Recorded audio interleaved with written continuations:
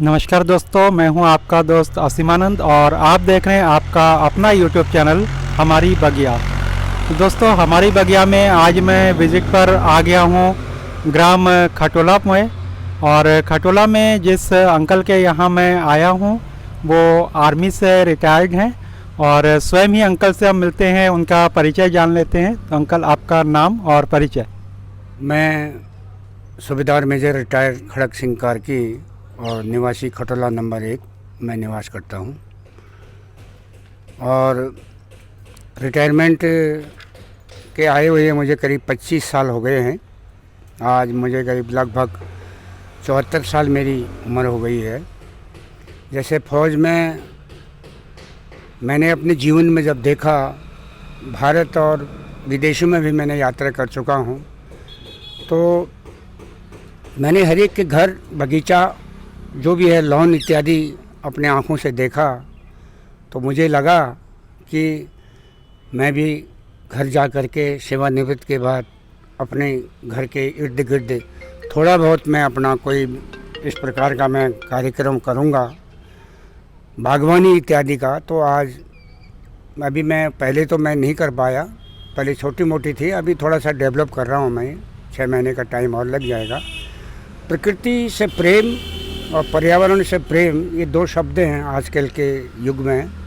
अगर हमें इसको साकार करना है तो निश्चित रूप पर अपना समय भी देना पड़ेगा और उसमें कुछ खर्चे भी आएंगे और एक आनंदित तक माहौल क्रिएट होता है इसमें।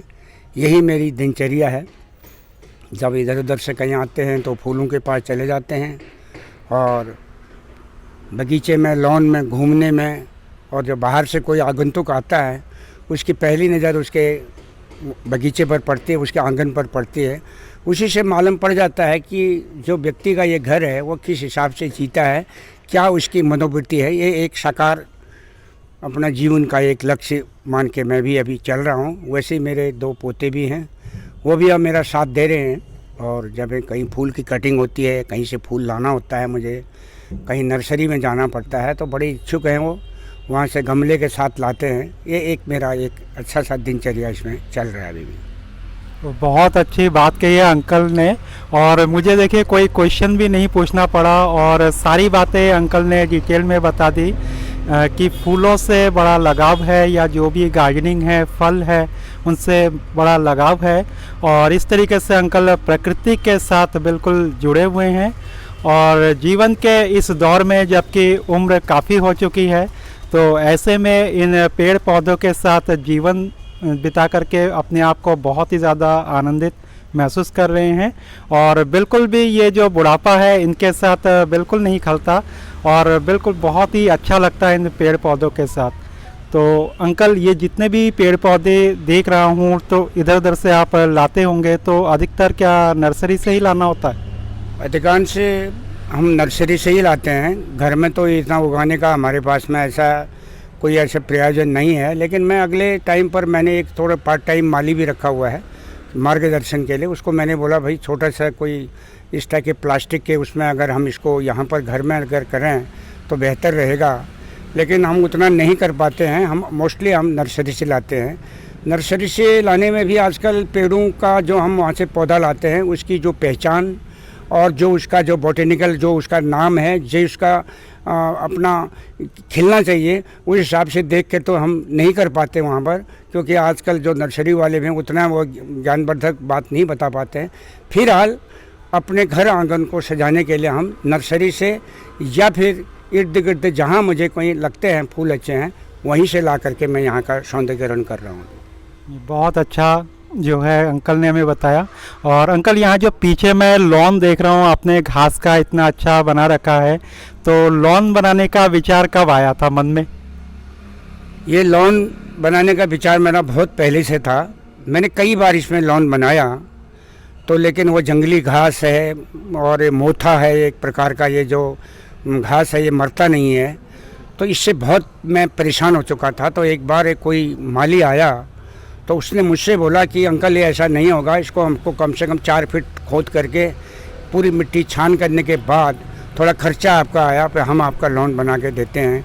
तो मैंने उससे पूछा, तुम अगर इस बात पर क्या प्रमाणित है कि आप मुझे कहीं लॉन दिखाइए, उसमें एक दो जगह ले गया जहाँ उसने लॉन मुझे दिखाया, मुझे बड़ा अच्छा लगा कि लॉन एक ऐसी चीज़ है आज के ज़माने में, इस युग में, आजकल इस प्रदूषण वाले समय में, कि जब सुबह की जो घास होती है जिसमें अपना छोटी छोटी पानी की ओस की बूंदों की सब वो दिखता है, जब उसमें चलते हैं अपनी आँखों की रोशनी अगर उसमें डालते हैं, निश्चित रूप पर एक सुकून भी मिलता है, एक दवाई का काम भी करता है। मैंने भी उन्हीं के माध्यम से इस लॉन को डेवलप करने की कोशिश किया है। आज मैं, आप देख ही रहे हैं, तो एक अच्छा लॉन बनने की तैयारी पर है। अभी इसमें काफ़ी मेरी और मेहनत भी है। गर्मी आ गया, समय समय पर इसकी कटिंग करना, समय पर इसमें छिड़काव करना, समय पर इसमें जो है खाद दवाई इत्यादि देना, ये एक निश्चित रूप पर एक प्रक्रिया है। जैसे इंसान की जीवन की प्रक्रिया है, वैसे पौधों और घास की भी प्रक्रिया है। इसी पर मैं लगा रहता हूँ अक्सर। बहुत अच्छा, अंकल से हमें सीखने को मिला। और आज शायद पहली बार हमें लॉन के बारे में सुनने को मिला कि हम लॉन को किस प्रकार से तैयार कर सकते हैं। और यूं ही अगर आप केवल घास को लगा करके छोड़ देंगे तो कई तरह के दूसरे घास भी उसमें निकल आते हैं। तो उनका पूरा प्रोसेस जो है लगाने का अंकल ने अभी विस्तार से हमें बताया। तो अंकल से बातचीत करके हमें बहुत अच्छा लगा और आशा करते हैं आप सब ने भी कुछ ना कुछ ज़रूर सीख ली होगी। तो अंकल का हम तहे दिल से धन्यवाद करते हैं। धन्यवाद। 74 साल के इस उम्र में जबकि लोग आराम करते हैं या बीमार हो जाते हैं, तो ऐसे उम्र में भी अंकल का जोश कम नहीं हुआ और इन फूलों के बीच में, इन बगीचों के बीच में रहते हुए अपने आप को बहुत ही उल्लासित महसूस करते हैं अंकल।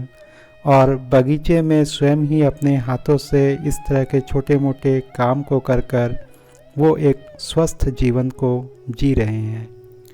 अंकल के बगीचे की सुंदरता उनके घर के बाहर से ही शुरू हो जाती है और घर के बाहर जहाँ से कि जो मेन सड़क है वो गई हुई है, उसी के किनारे की जगह को अंकल ने इस तरीके से साफ़ सुथरा करके और बाँस से इस तरह से एक बाउंड्री वॉल भी बनाया है और उसके अंदर पेड़ पौधों को लगाया है। यहीं पर अंकल ने चार दीवारी खड़ी करके एक कंपोस्ट बिन को भी तैयार किया है और यहाँ पर जो भी गोबर होती है या जो भी पत्ते वगैरह होते हैं, झाड़ी होती है, उन सब को यहीं डालते हैं और यहाँ से कंपोस्ट उनको मिलता है। देखिए कितनी सुंदरता इनके घर में बनी हुई है। हरियाली ही हरियाली चारों तरफ नज़र आती है और थोड़ा सा अगर हम आगे जाए तो बहुत अच्छी जो सब्जियां हैं या प्याज और लहसुन हैं, इस तरीके से सड़क के किनारे से इन्होंने लगाया है। और साथ ही साथ यहाँ पर एक बहुत ही सुंदर और फलों से भरा हुआ अंजीर का पेड़ नज़र आता है। अंजीर जिसे हम फिग कहते हैं, हमारे सेहत के लिए बहुत ही फ़ायदेमंद होता है और इनके कच्चे फलों को हम सब्जियां बना करके भी खाते हैं। स्वादिष्ट तो ये सब्जियां होती ही होती है, साथ ही हमारे शरीर के लिए बहुत ही ज़्यादा फ़ायदेमंद होती है। अंकल के लॉन के किनारे रखा ये गमला जिसमें कि गुलाब का पौधा लगा हुआ है, इस पर मेरी नज़र अचानक पड़ी तो इसमें मैंने देखा कि जो ग्राफ्टिंग है उसके नीचे से जंगली जो पौधा है या जंगली ब्रांच है वो निकल रहा था। तो जंगली की पहचान ऐसे होती है कि उसमें पत्ते बहुत ज़्यादा घने घने होते हैं और ये ग्राफ्टिंग के नीचे के एरिया से निकलता है और ये काफ़ी तेज़ी से बढ़ता है, जिसके कारण जो मेन फूल का पौधा है वो बढ़ नहीं पाता और उसमें फूल भी नहीं आते। अंकल ने जब इस बात को सुना तो तुरंत ही उन्होंने कटर से उस ब्रांच को काट दिया। दोस्तों, ऐसी कई सारी बातें होती है जो कि हमें पता तो है लेकिन कई बार हमारे मन से हट जाता है और इसलिए हम उस पर अगर ध्यान नहीं दे पाते तो इससे हमारी गार्डनिंग थोड़ी ख़राब हो जाती है। दोस्तों देखिए, गजानिया के कितने सुंदर सुंदर फूल अंकल ने अपने उसी लॉन के किनारे किनारे लगा रखा है। और लॉन के किनारे जो है उन्होंने बहुत ही अच्छे से एक बेड को तैयार किया है और इस तरीके से ईंटों से दोनों ओर से जो है एक लाइनिंग की है और उसमें इस बेड को बनाया है। कितने सुंदर सुंदर गुलाब के फूल इनके बगीचे में नज़र आते हैं। दोस्तों, इस तरह से फूल जब सूख जाते हैं तो सूखे हुए भाग को हमें तुरंत ही कट कर देना चाहिए और इनको बीज नहीं बनने देना चाहिए। इससे हमारी फ्लावरिंग जो है वो कम हो जाती है। अंकल के बगीचे में हमें गेंदा, डहलिया, गजानिया और इसके अलावा कई रंगों में जो पिटूनिया हैं वो नज़र आते हैं। पिटूनिया में जो वाइट कलर है वो तो बहुत ही ज़्यादा इनके बगीचे में खिल रहा है। साथ ही जो रेड कलर का पिटूनिया है वो भी इनके बगीचे में खूब है। पिटूनिया के अलावा इनके बगीचे में जो डेंथस के फ्लावर्स है वो भी काफ़ी संख्या में हैं और कई रंगों के हैं। और डेंथस के अलावा बरबीना के भी पौधे इनके बगीचे में हमें नज़र आता है। दोस्तों, जो भी फूल हैं जब वो सूख जाते हैं तो उनकी कटाई छटाई हमें तुरंत कर देनी चाहिए ताकि वहाँ से नए ब्रांच निकल सके और जो फूल है वो ज़्यादा से ज़्यादा प्रोड्यूस हो और साथ ही साथ जो पौधे की अपनी एनर्जी होती है वो बीज बनने में ना लगे बल्कि उन फूलों को बनने में वो एनर्जी को खर्च करे। तो ऐसे में हमारी जो फ्लावरिंग है वो काफ़ी अच्छी होती है। हाँ, अगर आप बीज रखना चाहते हैं तो कुछ एक पौधों को छोड़ दें बीज बनने के लिए और उन बीजों को आप नेक्स्ट ईयर के लिए रख सकते हैं। लेकिन सारे पौधों में इस तरह से बीज रखने की कोई भी आवश्यकता हमें नहीं होती है। अंकल के फूलों के बेड की सुंदरता वास्तव में हम सबको मोहित करते हैं। और साथ ही यहाँ पर जो ये फूल आप देख रहे हैं फोलोक्स का, ये तो बहुत ही खूबसूरत लग रहा है। वाइट कलर में इस तरह से नीले नीले जो बीच में से धब्बे निकले हुए हैं तो बहुत ही प्यारे वो लग रहे हैं। साथ ही गुलाबों की कोई कमी इनके बागान में हमें नज़र नहीं आता और देसी गुलाब के साथ साथ कई तरह के हाइब्रिड और रंग बिरंगे गुलाब भी हमें नज़र आते हैं। तो घर के जो लॉन है उसके एक तरफ तो इन्होंने पूरा का पूरा अधिकतर गुलाब से ही भर रखा है और यहाँ पर देखिए कॉर्नर में कितनी अच्छे से इस पेड़ की कटिंग इन्होंने की है और एक अच्छा सा डिज़ाइन दिया है। देखिए किस तरीके से अलग अलग कलर के गुलाब इनकी बगिया में खिल रहे हैं और बिल्कुल आँखों को बहुत ज़्यादा सुकून ये इस समय दे रहे हैं। और इस तरीके से हम दोस्तों सभी थोड़ी सी गार्डनिंग अपने घर में कर सकते हैं। अंकल जैसे लोगों से हमें प्रेरणा मिलती है कि जब इतने उम्रदराज होने के बावजूद ये अपने इस घर को इतना साफ़ सुथरा और इतना अच्छा फूल फल और सब्जियों से भर सकते हैं तो हम क्यों नहीं कर सकते।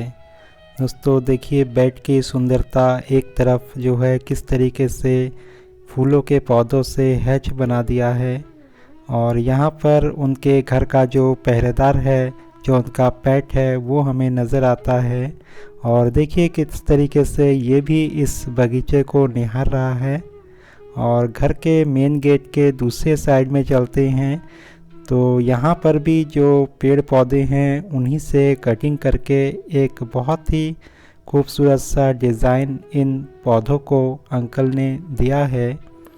हालांकि जो मेन काम है या जो ज़्यादा हार्ड वर्क होते हैं अंकल वो माली से करवाते हैं, जो कि महीने में 2 बार या 3 बार ही आ पाते हैं। बाकी जो छोटे मोटे काम हैं जो खुरपी से या दराती से हो सकते हैं या कैंची की हेल्प से हो सकते हैं, अंकल खुद ब खुद करते हैं। क्योंकि उम्र भी उनकी काफ़ी हो चुकी है तो बहुत ज़्यादा जो हार्ड वर्क है या मेहनत वाला काम है वो तो नहीं कर पाते, लेकिन जो छोटे छोटे काम हैं उसको करके अपने आप को बहुत ही ज़्यादा उल्लासित वो महसूस करते हैं।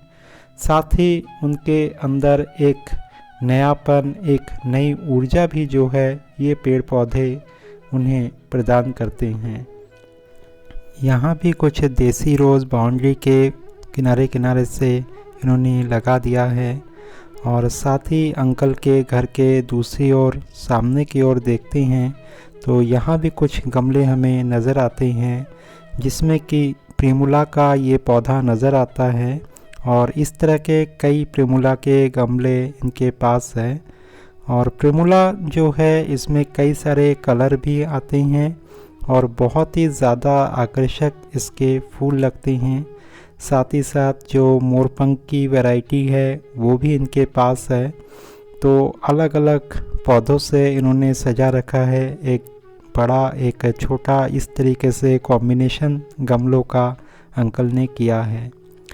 अंकल के बगीचे में हमें कुछ फल के पौधे भी नज़र आते हैं। ये जो पौधा आप देख रहे हैं नींबू का है और नींबू के एक नहीं बल्कि बहुत सारे पौधे इनके बगीचे में नज़र आते हैं। ये जो नाशपाती का पौधा आप देख रहे हैं अभी कुछ समय पहले ही लगा हुआ है और शीघ्र ही इसमें जो है नाशपाती आने वाली है। देखिए किस तरीके से बगीचे में अंकल जो है इन पौधों को बहुत ही अच्छे से रखते हैं। और यहाँ देखिए नींबू का और एक पौधा है जिसमें कि काफ़ी सारे जो फ्लावर्स है वो भी आए हुए हैं। चारों ओर ब्रांच से ये भरा हुआ है। और इस तरह के पौधे यहाँ पर जगह है तो इन्होंने तो ज़मीन पर लगाया है, लेकिन चाहे तो आप गमलों में भी इन सबको लगा सकते हैं, लेकिन गमले का जो साइज़ है थोड़ा बड़ा होना चाहिए। देखिए कितना छोटा सा पौधा है अमरूद का और इसमें इतने सारे अमरूद भी आए हुए हैं। अभी मुश्किल से जो है ये पौधा 1 से 1.5 फीट का होगा, लेकिन जो अमरूद है वो काफ़ी ज़्यादा है। इसके अलावा यहाँ हमें एक चीकू का पौधा भी नज़र आता है और इसमें भी चीकू जो है शीघ्र अब आने वाला है। और दूसरा ये नींबू का पौधा जिसमें भी फूल भरे हुए हैं। यहाँ पर अंगूर की बेल अंकल ने चढ़ा दी है, तो यहाँ जो बेल नीचे आ गई है तो अंकल इन सब चीज़ों को देखते रहते हैं, समय समय पर उसे ठीक करते रहते हैं। तो ऐसी ही होती है बागवानी। जब हम बागवानी करते हैं तो छोटी छोटी चीज़ों पर हम ध्यान देते हैं। देखिए पुदीने से किस तरीके से भरा हुआ है इनका ये बागान। और ये जो नींबू का पौधा है इनको दिखाते हुए तो अंकल भी बहुत ज़्यादा उत्साहित हो रहे थे। और हो भी क्यों ना, जो गुच्छों में नींबू आए हुए हैं और बहुत ही प्यारे प्यारे नींबू आए हुए हैं और काफ़ी बड़े हैं। और साथ ही साथ आपको दिखाई दे रहा होगा कि नींबू पके हुए भी हैं, कच्चे भी हैं और इसके साथ साथ पूरा पौधा जो है नए नए फूलों से भी भरा हुआ है। तो एक ही साथ इस तरह से फूल और जो छोटे फल है, बड़े फल है, पके हुए फल है, सब एक ही पौधे में एक साथ हमें नज़र आते हैं। और 12 मास यही सिलसिला इस पौधे में चलता रहता है। इनके गार्डन का जो सबसे मुख्य आकर्षण लगा या सबसे जो ज़्यादा अच्छा पौधा लगा मुझे यही नींबू का पौधा लगा, क्योंकि एक साथ इसमें इतने बड़े बड़े नींबू आए हुए हैं। देखिए बिल्कुल माल्टा के जैसा ये नींबू है और नींबू से पौधा इतना भरा हुआ है कि इन्हें जो है बांस का सहारा देकर इस तरीके से अंकल को बांधना भी पड़ा। और देखिए कितने अच्छे और कच्चे कच्चे नींबू यहाँ पर है। साथ ही इसी नींबू के पेड़ पर इन्होंने लटका दिया है एक बर्ड फीडर और इसमें जो है चावल के दाने आप देख सकते हैं, जो कि छोटी छोटी चिड़िया इनके यहाँ पर आती है और यहाँ बैठ कर के इन चावल के दानों को बड़े प्यार से खाती है। साथ ही इनके जो लॉन हैं उनके किनारे लगा हुआ ये जो पौधा है, इस पौधे के अंदर भी चिड़िया ने अपना प्यारा सा एक घोंसला बनाया है। तो इस तरह से दोस्तों हमारे घर में एक गार्डन हो तो चिड़िया भी रहेंगे, तितलियाँ भी रहेंगी, मधुमक्खियाँ भी रहेंगी, और इस तरीके से जो एक गार्डन है बहुत ही सुंदर नज़र आएगा। उम्मीद है आज का वीडियो आपको पसंद आया होगा। दोस्तों अपने पर्यावरण को हरा भरा रखने के लिए इस वीडियो को और इस जैसे वीडियोस को ज़रूर शेयर कीजिएगा, और अगर आपने अभी तक इस चैनल को सब्सक्राइब नहीं किया है तो इसे अवश्य ही सब्सक्राइब कर लीजिएगा। वीडियो को अंत तक देखने के लिए आपका बहुत बहुत धन्यवाद।